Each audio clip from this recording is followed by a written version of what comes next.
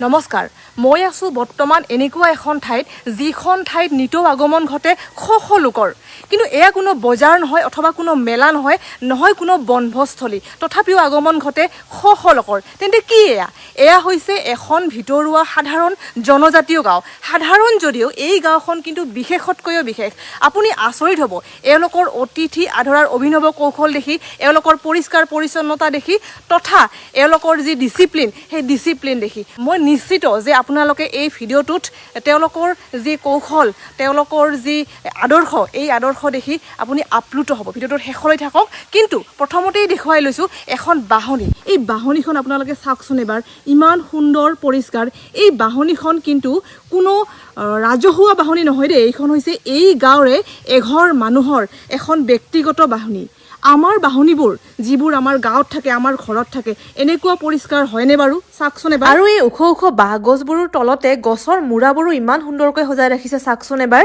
আৰু ইয়াতে থকা প্ৰতিটো বস্তুৱে তেওঁলোকে নিজ হাতেৰে বনোৱা সকলোবোৰ বস্তুৱে প্ৰাকৃতিক তেওঁলোকে কোনো ধৰণৰ আৰ্টিফিচিয়েল বস্তু কিন্তু ব্যৱহাৰ নকৰে নিজ কষ্টৰে নিজ হাতেৰে তেওঁলোকে এই বস্তুবোৰ বনাই তুলিছে চাওকচোন এবাৰ এনে এইবাৰ কলৈ যাবা দেখুৱাম এনে কিছুমান ঘৰ যিকেইখন ঘৰ এই গাঁৱত কেৱল ঘৰ হৈ থকা নাই গঢ়ি উঠিছে একোখন পৰ্যটনস্থলী তেন্তে বলা প্ৰথম ঘৰখনলৈ সোমাই গৈয়ে মন্ত্ৰমুগ্ধ হৈ গলো ইমানবোৰ ফুল পদুলিত চোতালত কেৱল ফুলেই ফুল নানা তৰহৰ ফুলেৰে সজ্জিত আছিল আৰু কি যে নাম এই ফুলবোৰৰ মই সঁচাকৈ দেই নামবোৰ ইমান নাজানো আপোনালোকে যদি জানে কমেণ্ট কৰিবচোন আৰু এইডাল কিন্তু চিনি পাওঁ দেই এইডাল বগনভেলিয়া হয় আৰু এনেকৈ বহুত ফুল তেওঁলোকৰ পদুলিত এনেকুৱা লাগিল যেন তেওঁলোকে ফুল বহুত ভাল পায় চাগে আৰু প্ৰতি ঘৰ মানুহৰ ঘৰতে ইমানবোৰ ফুল আপোনালোকে কিন্তু ভুল নকৰিব দেই এয়া কোনো নাৰ্চাৰী নহয় দেই তেওঁলোকে এয়া নাৰ্চাৰী বুলি ভাবি এইবোৰ কাম কৰা নাই তেওঁলোকে নিজ পদূলি শুৱনি কৰিবলৈ নিজ ঘৰখন শুৱনি কৰিবলৈ নিজ গাঁওখন শুৱনি কৰিবলৈ এইবোৰ কৰিছে চাওকচোন ইমান শাৰী শাৰী ইমান সুন্দৰকৈ ফুলবোৰ সজাই ৰাখিছে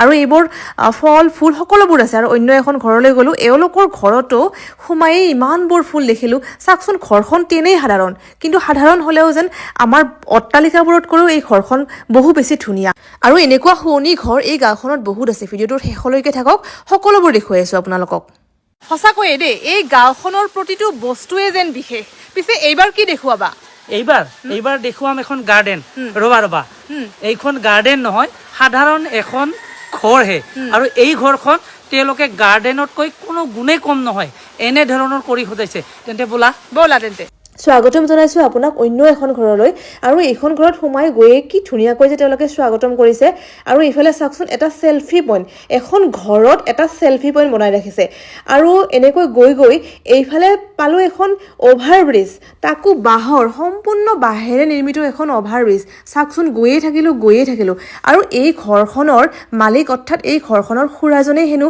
নিজ হাতেৰে বহুত দিন পৰিশ্ৰম কৰি এই বাঁহৰ অভাৰব্ৰিজখন বনাইছে আৰু তলৰ পিনেও ইমান মনোমোহা পৰিৱেশ আৰু এই অভাৰব্ৰিজখনৰ পৰা তেওঁলোকৰ ঘৰৰ পদূলি তেওঁলোকৰ ঘৰখনৰ সকলোবোৰ গছ গছনি সম্পূৰ্ণ পৰিৱেশটোৱে চোৱা যায় চাওকচোন এই অভাৰব্ৰিজখনলৈ গৈ এনেকুৱা লাগিলে যেন শেষেই নহ'ব নেকি আৰু গৈয়ে থাকিম একেবাৰে অসীমলৈ আৰু এনেকৈ গৈ শেষত তললৈ নামি আহিলোঁ আৰু এইটো কি চাওকচোন জন্তু নে চৰাই নে আন কিবা নামটো জনাবচোন ইমান মৰম লগা তাকে অকণমান মৰম দিলোঁ আৰু অন্য এখন ঘৰলৈ গৈ সুউচ্চ বাঁহৰ দলঙৰ ওপৰত দেখিলোঁ এটি চাংঘৰ ৰবা টংঘৰ বা চাংঘৰ নকবা এয়া বৰাং কবা গাৰোসকলে এইবোৰক বৰাং বুলি কয় কিয় বৰাং বুলি কোৱা হয় কিয় সাজে এইবোৰ আচলতে গাৰো জনজাতিৰ লোকসকলে পাহাৰ বা জংঘল এৰিয়াত ঘৰ সাজে আৰু জীৱ জন্তু সাপ বা পোক পতংগ আদিৰ পৰা ৰক্ষা পাবৰ কাৰণে এনেকুৱা বৰাং বা চাংঘৰ তেওঁলোকে সাজি লয় আৰু চাওকচোন এই এটা বৰাং এইটো বৰাং নহয় দেই এইটো হৈছে নখফান্তে আকৌ কি নখফান্তে হ'ল গাৰো জনজাতীয় লোকসকলৰ এটা ঘৰ য'ত বিভিন্ন কামত ল'ৰাসকলে কেৱল ব্যৱহাৰ কৰে ইয়াতে ছোৱালী বা মহিলাৰ প্ৰৱেশ নিষিদ্ধ আচলতে এইখন হৈছে এখন গাৰো জনজাতীয় গাঁও আৰু এই গাঁওখনত গাৰো জনজাতিৰ সকলোবোৰ বৈশিষ্ট্যই দেখিবলৈ পোৱা যায় কাহানিও নেদেখা ফুল এজোপা দেখি ঢাপলি মেলিলোঁ অন্য এখন ঘৰলৈ চাওকচোন এইজোপা ফুল বাৰু কি মই কিন্তু কেতিয়াও দেখা নাছিলোঁ দেই আপোনালোকে জানে যদি কমেণ্টত নামটো জনাবচোন কি বাৰু এইবিধ ফুল চাওকচোন বহুত ধুনীয়া লাগিছে আৰু এওঁলোকৰ ঘৰতো চাওকচোন ইমানবোৰ ফুল, নানা তৰহৰ ফুল দেখিলোঁ এওঁলোকৰ ঘৰতো। এইবাৰ গ'লোঁ অন্য এখন ঘৰলৈ। এওঁলোকৰ ঘৰত গৈয়ে প্ৰথমতে উঠিলোঁ এখন অভাৰব্ৰিজত। এইখন অভাৰব্ৰিজো ইমান ভাল লাগিছে। অভাৰব্ৰিজৰ পৰা নামি গ'লোঁ অন্য এটা ঠাইলৈ য'ত সুন্দৰকৈ চেলফি উঠিব পাৰে। এইবাৰ গ'লোঁ অন্য এখন চাংঘৰলৈ, চাংঘৰ বা বৰাং যিয়ে নকওক আৰু, আমি চাংঘৰ বুলিয়ে কৈছোঁ বাৰু। তাত গ'লোঁ আৰু এইবাৰ চাওকচোন এয়া অন্য এঘৰ মানুহৰ পদূলিত থকা অন্য এখন উদ্যান, আৰু অন্য এখন উদ্যান এইবাৰ চাওক। এইখনো ইমান ভাল লাগিছে, ভিতৰলৈ নগ'লোঁ বাৰু, কিমাননো যাম।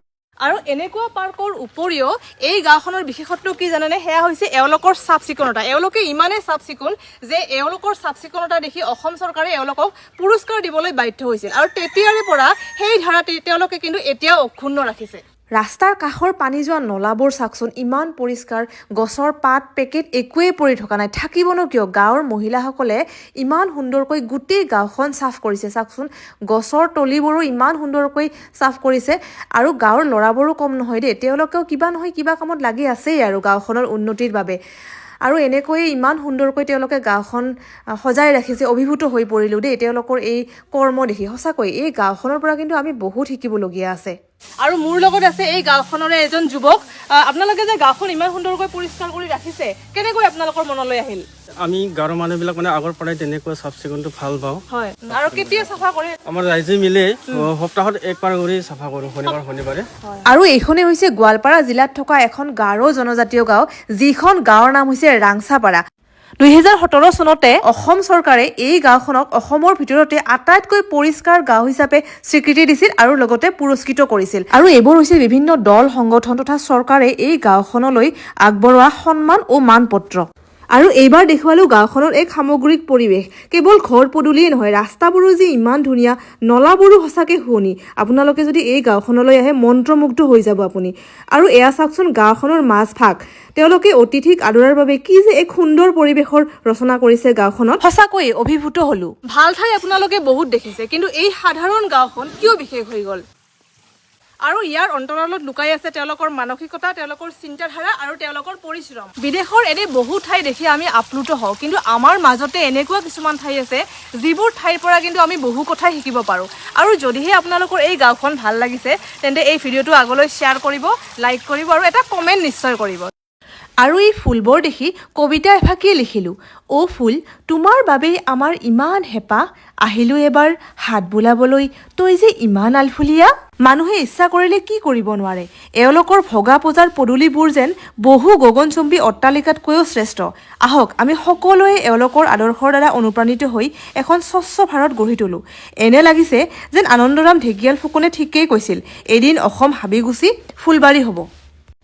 গোৱালপাৰাৰ মুখ্য চহৰৰ পৰা প্ৰায় 15 কিলোমিটাৰ দূৰৈত অৱস্থিত এয়া এইখন গাঁৱৰ ৰাতিৰ এক মায়াময় পৰিৱেশ, যেন এখন মায়ানগৰীহে। আৰু এয়া হৈছে এইখন গাঁৱতে থকা এটা গীৰ্জাঘৰ। আৰু যদিহে আপোনালোকে ভিডিঅ'টো ভাল পালে, তেনেহ'লে পেজখন অনুগ্ৰহ কৰি ফ'ল' এটা কৰি দিবচোন।